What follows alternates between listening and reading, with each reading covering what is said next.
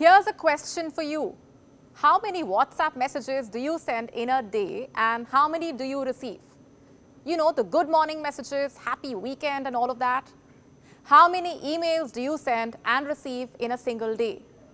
Regardless of what the number is, you are guilty of causing digital pollution. You see, every email that you send out emits 4 grams of carbon dioxide. Now that I have your attention, let's talk about digital pollution. Hello and welcome to Gravitas Plus. I am Molly Gambhir.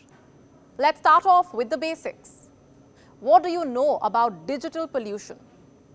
It is the waste that you generate by using digital devices. It is the waste that you generate by using the internet, by doing simple things like texting, emailing, Instagramming, even by liking a post on social media. You are thinking, how can using the internet be polluting? Well, it's simple. The device that you use to access the internet is polluting. A, its manufacturing process is polluting. B, it contributes to e-waste. And C, it runs on energy, the same energy which is powered by fossil fuels. Do you know what else runs on energy? Servers and routers. You get the idea. Let me show you some numbers now. A simple digital search can emit 7 grams of carbon dioxide. Now, 7 grams of carbon dioxide can easily be absorbed by a single tree in a day. But what happens when Google alone processes over 8.5 billion searches per day? We are talking about 8.5 billion multiplied by 7 grams of CO2. Every text message that you send out generates 0.14 grams of carbon dioxide. If the message has a photo or a video, then the CO2 emission is more. Every time you tweet, you generate 0.2 grams of CO2.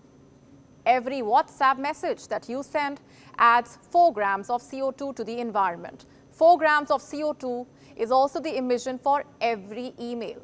And by the way, how many emails do you think are sent per day? 333.2 billion. Do the maths and imagine the kind of digital pollution that we are emitting every day. Sometimes just by sending a completely unnecessary email. Let's talk about our favorite TV series now. We all love online streaming content, but every time you stream a 30-minute show, you emit 1.6 kgs of CO2. Imagine what a weekend binge does to the planet. My point is, every time we consume data, the data ends up consuming our planet bit by bit. Also, where do you think all the data is stored? Every time you perform an activity on the internet, say you send an email, receive an email, use an app, or save a photo on Google Drive, data gets transferred between your device and the server the website app is hosted on. These servers are stored in facilities called data centers. These are buildings filled with powerful computers. Think of it like huge rooms with row upon row of machines. All in all, there are around 2,500 data centers around the world, and they use around 200 terawatts of power every year. Our phones, laptops, and computer polluting the planet at every stage of their life. It starts with extraction of rare metals like europium, terbium that are used in these devices, and then comes the process making the chips and all the other parts. And then these parts are transported, assembled, and shipped to storehouses. From there, they reach the stores. Some 710 million electronic devices were manufactured in 2015. They generated 1.5 million tons of waste. This was just during the manufacturing process. 1.5 million tons of waste is equal to 166 Eiffel Towers. Did you know building a laptop requires 240 kgs of fossil fuel, 1.5 liters of water? Also, what happens when these newly packed digital devices reach your home? You unpack them and then immediately put them on charging.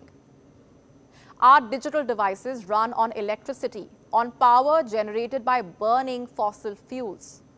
Let me show you some numbers here.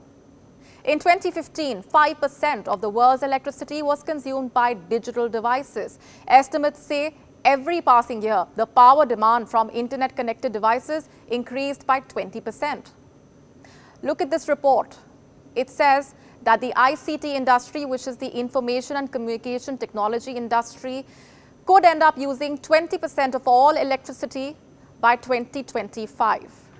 And that's not all. Devices connected to the internet could also end up emitting 5.5% of the world's carbon by 2025.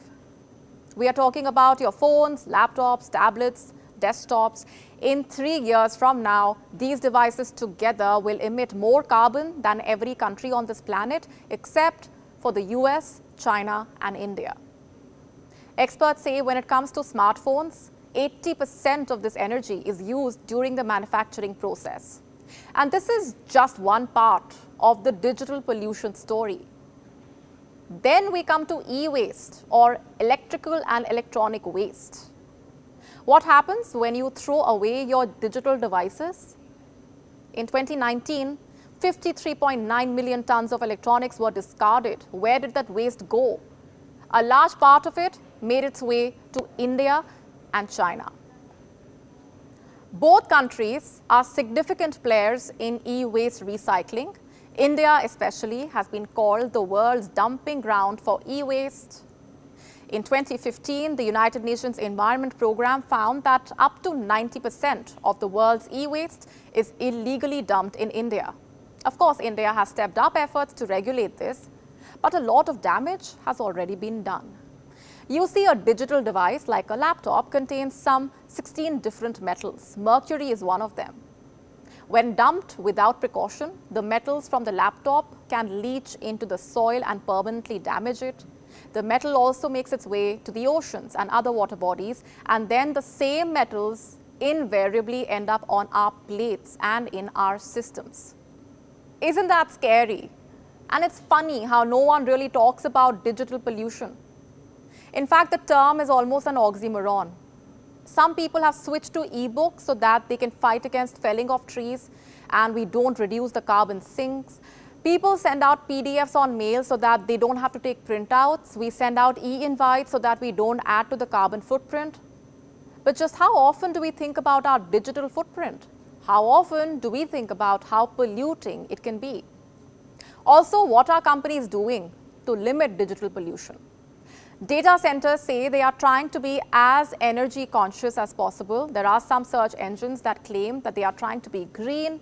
Ecosia, for example, claiming that it is using its profits to fund reforestation projects. What can you do to limit digital pollution? Here's one thing you can do right away. Reduce the brightness of your screen and then read this green tip. An energy manager from Harvard Law School says reduce the brightness of your monitor from 100% to 70%, and that can save 20% of the total energy used. Here's something else you can do right away. Delete all unimportant mails. Estimates say deleting 30 emails can save up to 22 watts. That is equivalent to the energy consumed by an average light bulb the entire day. Green tip number 3. Close all unnecessary tabs. The more tabs you have open, the more your device's battery will get drained and the sooner you will need to put them on charge. So if you want to go green, you know exactly what to do. And while you're at it, try downloading the music that you like. Did you know downloading a song requires the same amount of data as streaming it? So if you have set playlists that you listen to on repeat, then that helps the planet if you download it. When you are out for lunch or you are taking a break, put your work device on sleep mode. Also, don't unnecessarily buy new digital devices. You see, it is little things like these, simple steps like these, that can make a huge difference. It is little digital decisions that can reduce the burden of digital pollution.